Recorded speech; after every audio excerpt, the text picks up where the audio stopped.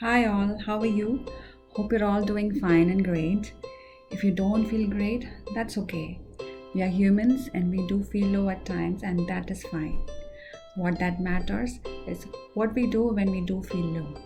We need to open ourselves up to someone, either our friends, our family, or someone else to whom we feel we wouldn't get judged. Because if we do not do that, all these thoughts keeps piling up inside our head, and with no proper ventilation, everything will burst out one day, breaking everything around. We do not want that. So keep clearing our head and keep our body and mind healthy. Welcome to the Lemon Ginger. If you're here for the first time, please do subscribe to the channel and press the bell icon to get updates of the latest videos. Today's special is fish masala roast. It is another yummy recipe and you will love it. If you like the videos, please share it with friends and family too. So let's start.